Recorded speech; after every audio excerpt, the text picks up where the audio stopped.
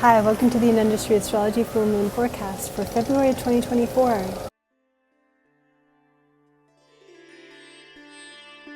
Getting bigger and brighter, the energy is increasing. How are you feeling? The moon is waxing, and on February 24th at 4:30 a.m. Pacific time, the moon will reach the end of the Purnima Tithi and then begin to wane again.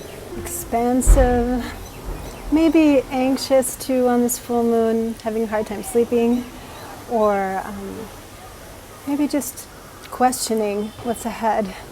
This full moon has a lot of spiritual power in it. It is the mystical Magha Purnima, a very spiritual full moon that is celebrated here in India for its power to increase spiritual energy, to increase the power of prayer and affirmations, and also the power of good actions, good deeds, charity.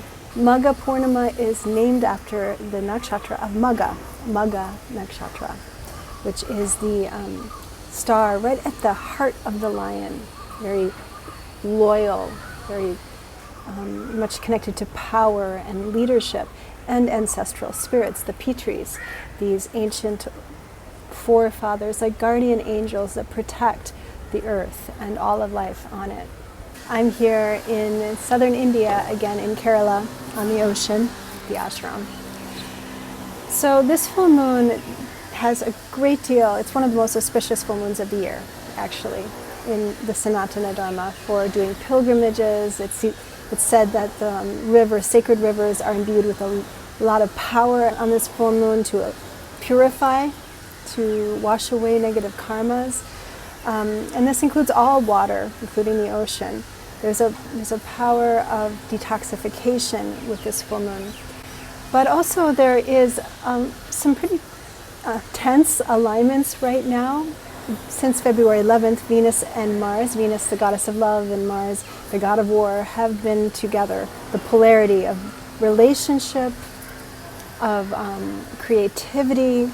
It is a time when big relationship issues come forward, relationship dynamics, but it can also feel pretty, maybe too much passion or impatience or temper flare-ups in relationship right now, especially in the last few days, as Venus and Mars have been in what we call Graha Yuddha, planetary war. That means they're just too close together. So there's something inflamed right now. It may be that you're kind of at the end of your rope with something you're doing or in relationship with certain people. Also, just after this full moon, Saturn is going to join fully with the Sun. Now, this is something that's been going on for a few weeks. Saturn and the Sun are coming together, and that typically brings a sort of sense of exhaustion or doubt, questioning the value of things, overwork. So take it easy. Full combustion, when Saturn merges into the Sun, will be on February 28th, which also happens to be the day that Mercury is also conjoined the Sun exactly. So we're having a triple conjunction of Mercury, Saturn, and the Sun peaking on the 28th. So, things don't have to be perfect. Try not to be overly critical with yourself right now. Mercury's really taking a deep dive, or things can feel heavy. Thoughts can be heavy. It is an excellent time, though, to be making commitments to spiritual practices or sadhanas. It may feel a little bit like a Mercury retrograde, especially around the days of February 28th. So it's possible there are delays, detours, turnarounds. It's all for the best. Saturn is showing the true authenticity, the true value of what you're doing and how you're using your words as well. So it's a time to maybe be introspective and pace yourself, go slowly, keep it simple. Okay, so let's just take a look at what the tarot cards have to say about this upcoming full moon in Magha.